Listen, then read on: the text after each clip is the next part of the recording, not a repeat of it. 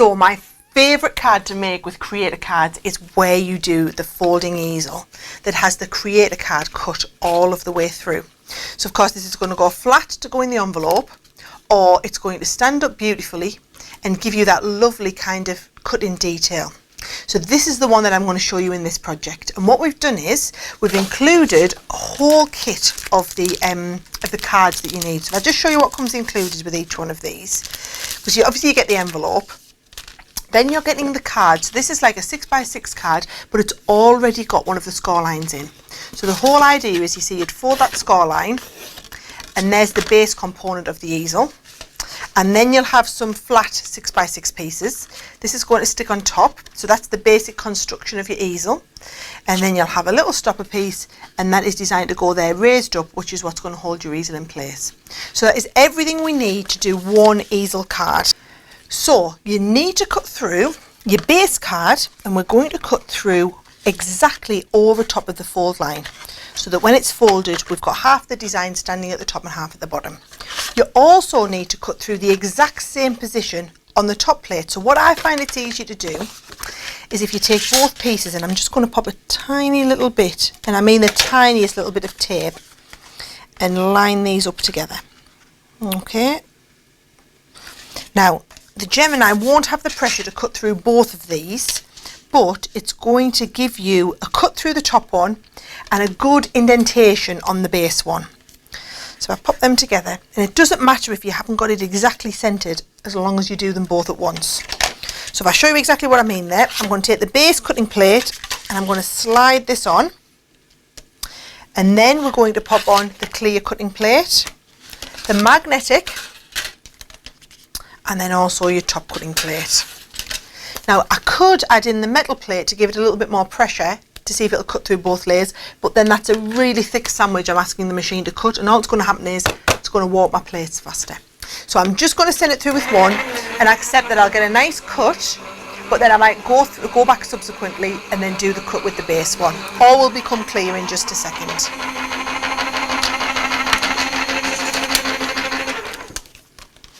So there you go, you can see it hasn't quite cut all the way through the second one, but it will have cut that first one beautifully well. So as it's the first one, I want my ink through as well. I'm just going to do that little bit of inking. So I'm going to take a little bit of purple this time and just ink through there.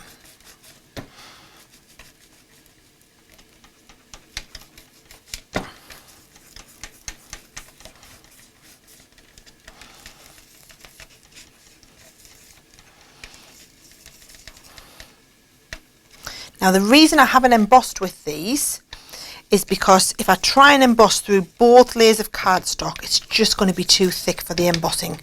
So if you wanted the emboss, and I think it's less important to have the emboss if you're going to stencil as well, but if you did want to have both, if you wanted to have the emboss and the stencil, what I would do is I would lift the two pieces of card apart so that you can do your embossing with just the top piece.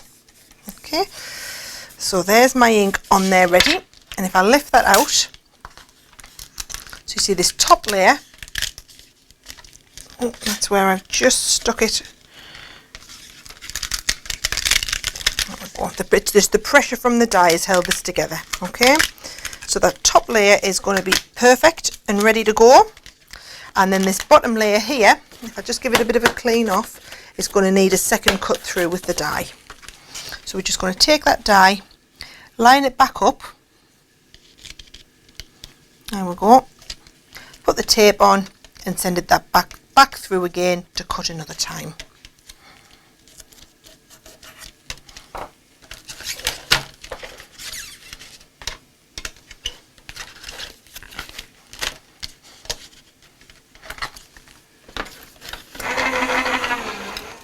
And just have a check on the back that it's cut perfectly. If you want to give it a little bit more pressure, that just because I didn't clean the die out, just hasn't quite cut, I'm going to add the metal in and I'm going to send it through another time. And it's always better to do it like this, not necessarily go gung-ho and add the metal the first time.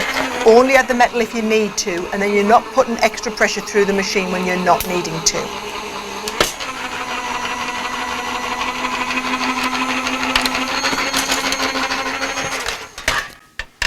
There we go. Now we can see we've got that nice clean cut. and I just need to lift this off and then clean the die out.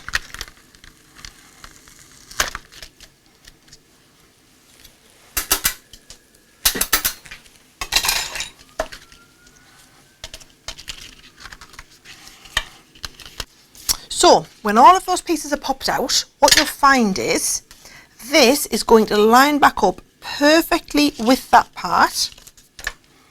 Just a couple of little pieces in this one. Those are going to line up perfectly and stick together, and the whole of that half of the card is going to be perfectly aligned. This way, yeah. So you can see the whole of that half there is going to line up nicely. So what we need to do is just stick it together, but we're only sticking together this bottom part. So if I just put the glue on, you'll see exactly where.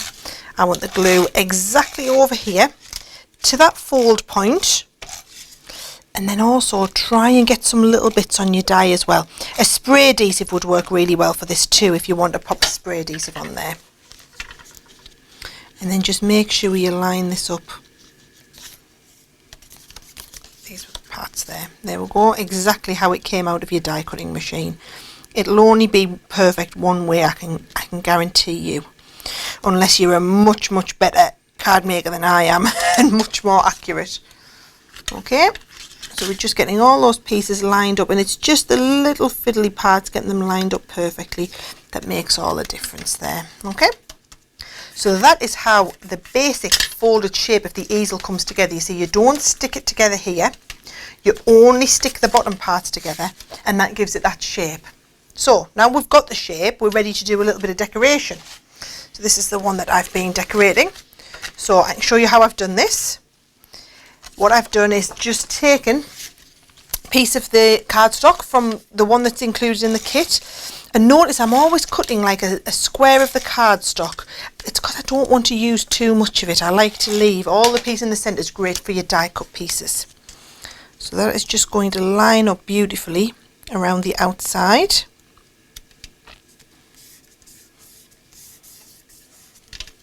Now remember, you need that stopper. So what I've done is I've got my stopper, but I've also taken just a piece of the paper to cover over the stopper.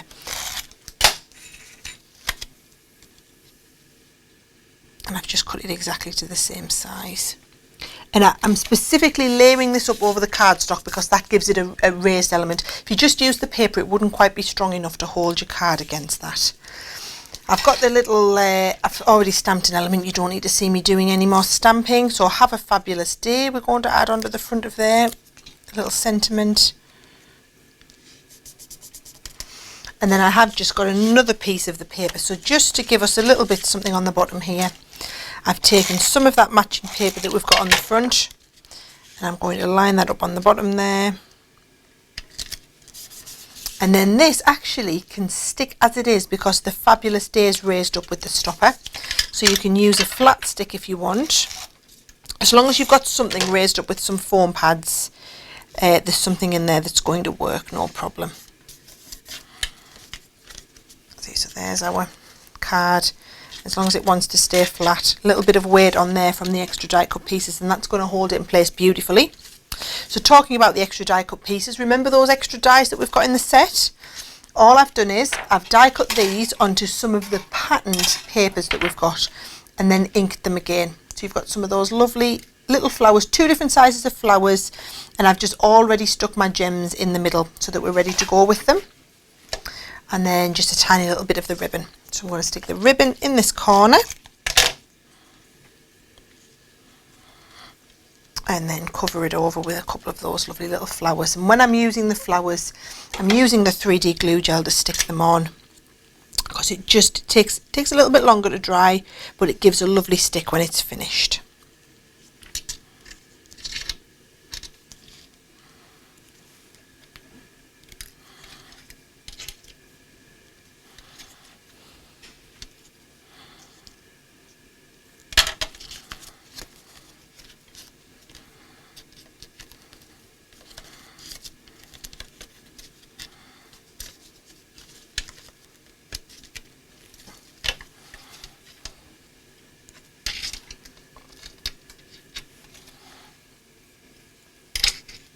There we go. So that is how you put together those 3D easel cards from this kit. And there's tons of different cards you can do with this. We've just given you a starting point here with these few videos. Make sure you have a look at all the extra videos that we've got, all the content, all of the projects that people make up to hopefully get some ideas for how to take the basics that I've shown you here and take it on to the next level.